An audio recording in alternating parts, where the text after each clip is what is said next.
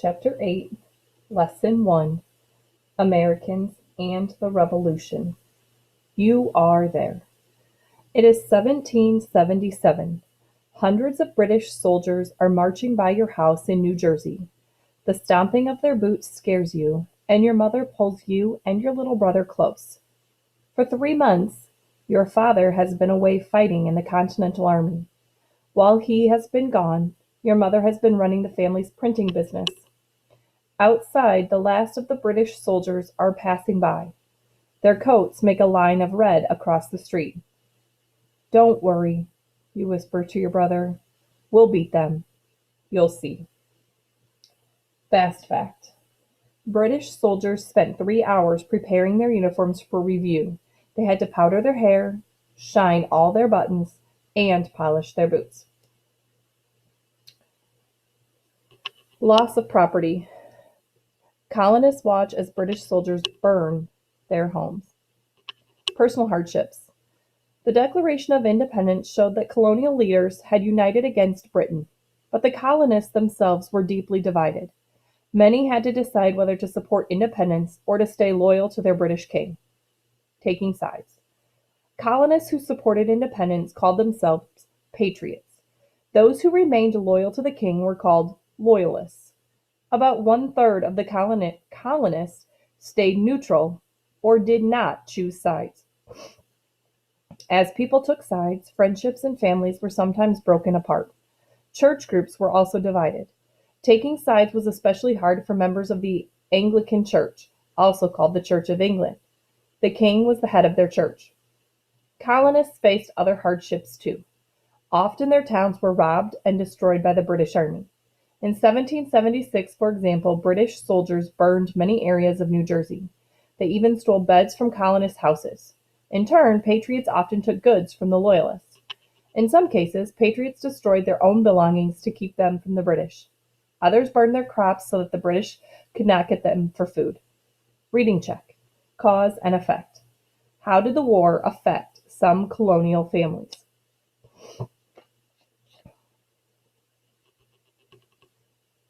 Graph. Imports from Britain decreased during the early years of the war. By about how much did the amount of colonial imports decrease from 1775 to 1776? Economic hardships. Along with personal problems, Americans also faced many economic hardships during the Revolutionary War. One problem was a shortage of imported goods. British ships set up blockades so that trading ships could not unload goods at American ports. Prices rise.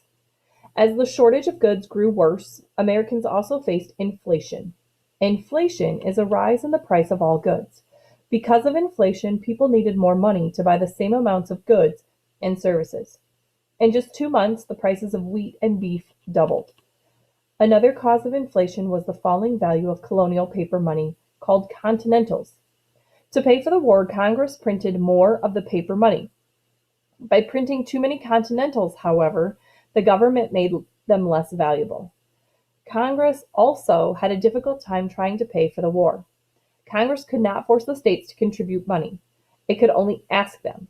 The states could say no if they chose. Because there was a shortage of goods, some farmers and shopkeepers began profiteering, or charging extra high prices for their crops or goods. Some states passed laws that limited how much farmers could charge for food. These laws also made it illegal for people to hoard, or collect and hide, large amounts of goods. However, these laws were often broken. Reading check. Cause and effect. How did inflation affect people during the Revolutionary War? Women and the war.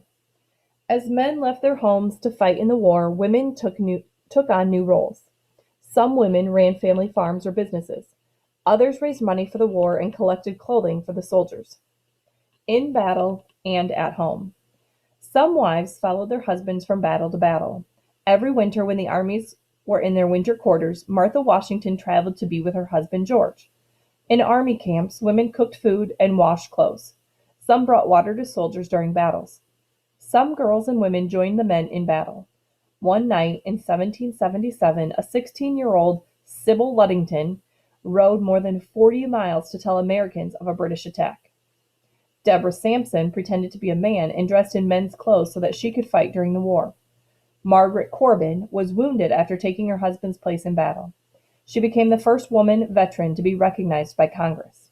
A veteran is a person who has served in the military.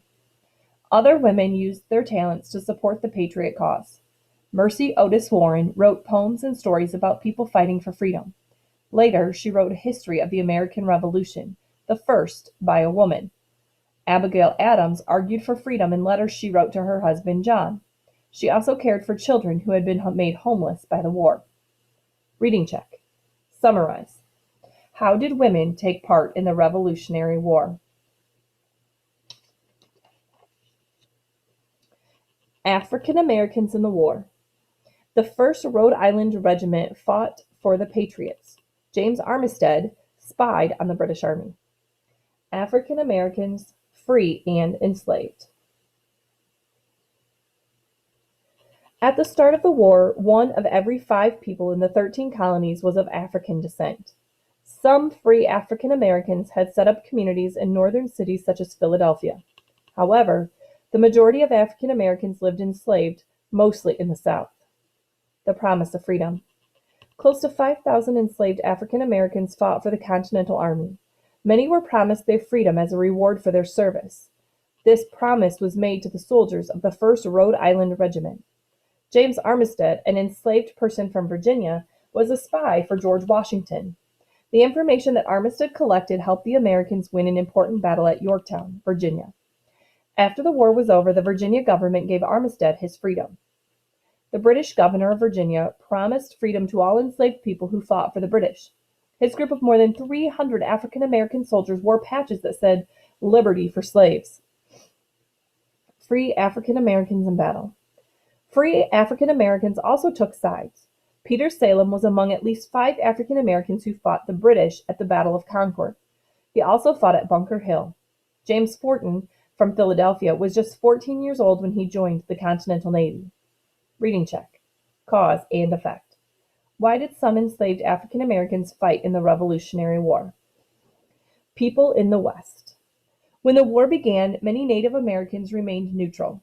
Most white settlers in the West, or the lands west of the Appalachian Mountains, also remained neutral. New alliances.